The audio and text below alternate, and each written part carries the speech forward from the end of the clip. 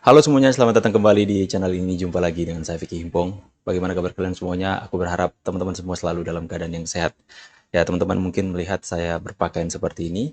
Ini adalah pakaian tradisional Jawa, yang dimana ini adalah requestan dari subscriber teman-teman.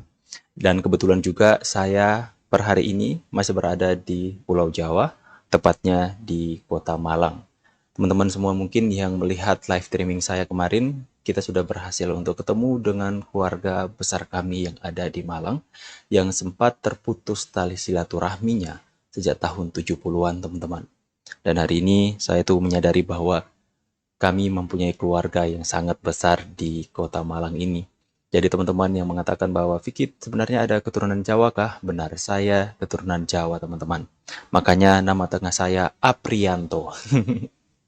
Oke teman-teman ya, jadi di video kali ini kita akan menyanggah sebuah pernyataan Roy Suryo di sebuah podcast yang menyinggung hasil riset saya tentang face match yang membandingkan dirinya dengan Pak Jokowi. Pokoknya saya membantah hasil pernyataan dari Roy Suryo soal face match dan kemudian dia singgung dalam sebuah podcast. Tapi sayangnya dia nggak berani untuk sebut nama teman-teman. Dan dia katanya hanya menertawakan itu. Tapi saya katakan kepada Anda Pak Roy, apa yang Anda tertawakan hari ini itu sampai kepada masyarakat. Masyarakat teredukasi dengan face match yang saya sampaikan dengan bahasa yang mudah mereka pahami. Dan akhirnya mereka tuh menyadari benar bahwa face match yang Anda katakan tentang Pak Jokowi, ijazahnya itu tidak harus dipercaya sepenuhnya. Oke, dan kita akan memberikan sanggahan soal itu. Dan sebelum kita masuk ke dalam sanggahannya, ini teman-teman, saya mau memberikan sounding dulu. Soal teman-teman penggemar Blacker Majenang yang bertanya-tanya, Bang, kenapa Blacker Majenang akunnya kenapa? Nah, di sini saya mau katakan bahwa akun YouTube Blacker Majenang di strike, teman-teman.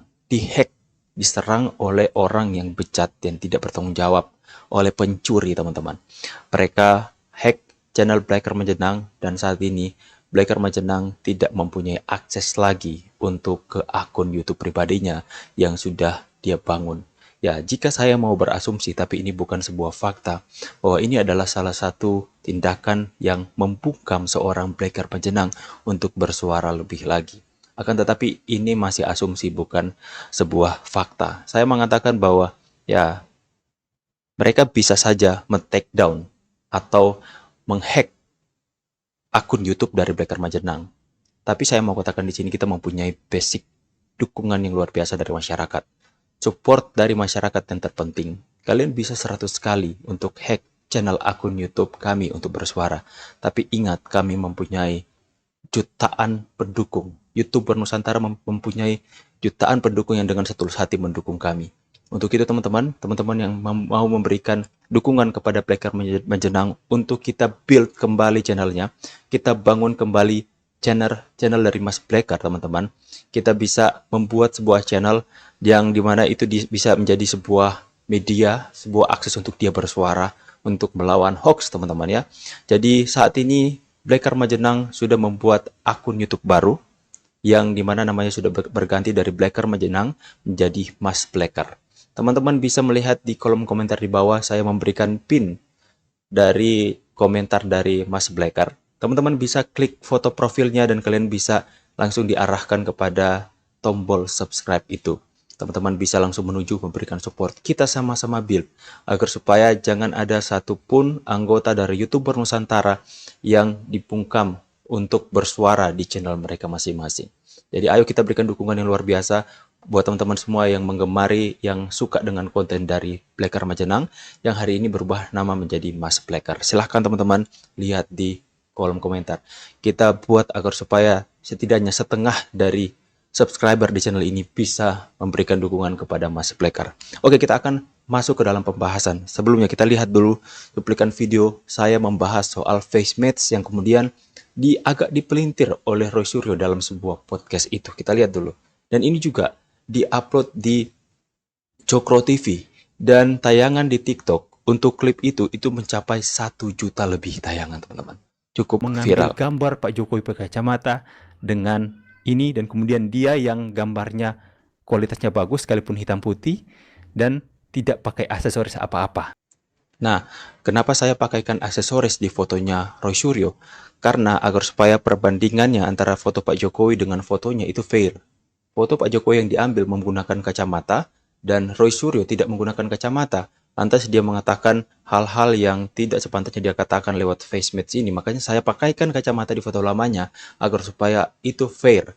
Karena saya sudah sampaikan, aksesoris bisa mempengaruhi akurasi dari AI itu sendiri untuk menganalisa wajah seseorang, apalagi soal perbedaan usia. Kita lanjut, teman-teman. Nah, saya akan buktikan. Coba, saya sudah masukkan, saya sudah edit foto yang dulu Roy Suryo yang tadi saya pakai stiker kacamata, kemudian gambarnya saya agak sedikit tambahkan noise. Ya, gambarnya saya tambahkan noise agar supaya berimbang dengan foto Pak Jokowi yang kualitas gambarnya sangat-sangat buruk. Kita akan lihat supaya fair kan teman-teman. Ya, Oke, ini pembuktian kalau seharusnya melakukan riset seperti ini harus adil. Harus bisa sama gambarnya. Harus, ya ini gak adil kan. Fotonya udah lama sekali, gak terlalu jelas, dan kemudian pakai kacamata. Sekarang saya akan buktikan kepada kalian semua. Coba, saya sudah edit foto Roy Suryo pakai kacamata dan kemudian gambarnya saya blurkan teman-teman. Sebentar, saya blurkan ini. Agak kaburkan sedikit, kemudian saya pakai gambarnya Roy Suryo ya. Nah, hasilnya akan seperti apa? Merah, tidak match teman-teman. Kalian bisa melihat bahwa aksesoris dan kualitas gambar itu berpengaruh. Ya, nggak match. Kalau mau adil harus seperti ini dong, Bang Roy Suryo. 1 week later. Kita harus berterima kasih kepada software dan ke banyak aplikasi itu. Meskipun saya sangat menyesalkan juga nih Mas Bang. ini ya. Ada seorang YouTuber gitu ya. Itu juga itu berusaha menyalah-nyalahkan aplikasi itu. Jadi dia tuh maksudnya ngasih. Nah, dia mengatakan saya menyalah-nyalahkan aplikasi itu. Jelas saja ini adalah sebuah hal yang dipelintir. Saya sama sekali nggak menyalahkan aplikasi. Saya nggak menyalahkan AI atau analisa dari program itu sendiri. Tapi saya hanya menyampaikan apa blind spot dari aplikasi tersebut. Dia mengatakan bahwa akurasi dari analisa wajah itu akurasinya 99%. Akan tetapi ada faktor-faktor yang mempengaruhi bahwa akurasinya akan berkurang.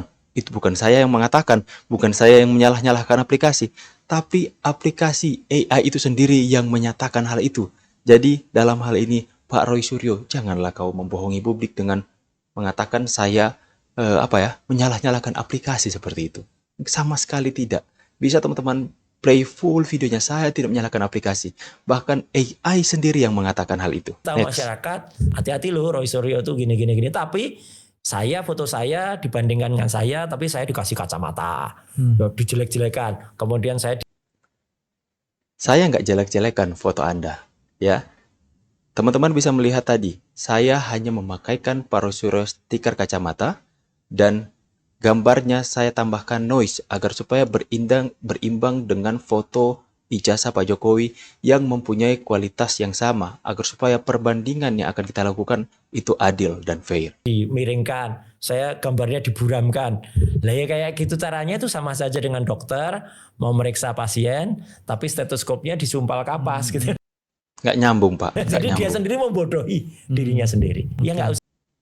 Saya nggak membodohi diri saya sendiri. Saya mengedukasi masyarakat dengan hal itu. Anulah kayak gitu, ketawain aja. Nah, ketawain aja. Dia mengatakan hal kayak gitu diketawainnya saja. Ya sebenarnya yang saya lakukan sama sekali tidak apa yang seperti Pak Roy Suryo katakan. Tapi benar-benar hal yang dia anggap bahwa yang saya sampaikan diketawain saja, ternyata berdampak sangat besar kepada masyarakat. Berdampak begitu luas dan banyak masyarakat awam yang benar-benar tidak paham dengan program face match, program AI bisa memahami dengan bahasa sederhana yang bisa saya sampaikan dan dengan perbandingan sederhana yang adil yang saya coba sampaikan. Tidak adil kan teman-teman? Foto yang lama Pak Jokowi yang punya kualitas buruk dengan menggunakan aksesoris kacamata, kemudian dibandingkan dengan foto lamanya yang kualitasnya baik, terlihat jelas tidak menggunakan aksesoris apa-apa. Dan ketika saya membuktikan sampai kepada masyarakat dan sampai juga kepada Pak Roy Suryo kita ini teman-teman. Ya, coba kita next. Nah, Betul. gimana kamu mempelajari sejauh itu?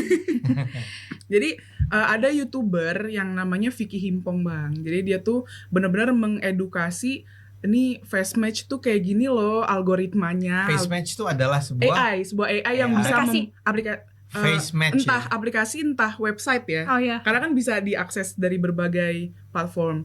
Itu dia bisa membandingkan kemiripan seseorang gitu, Bang. Oh, oke. Gitu. Jadi Misalnya apa? misalnya Bang Ade dulu di umur berapa, cocok nggak sama Bang Ade yang sekarang, mirip nggak gitu. Oh, Nih, oke. kalau Jadi emang burem atau resolusinya rendah, Oh, jadi kalau gambarnya itu burem. segambar si ijazah itu Mm-mm. burem, Mm-mm. namanya juga tahun 85 Iya, kan? bener. Udah 40 tahun yang lalu gak sih? Iya. Iya. Satu lagi resolusi Resolusinya rendah. rendah.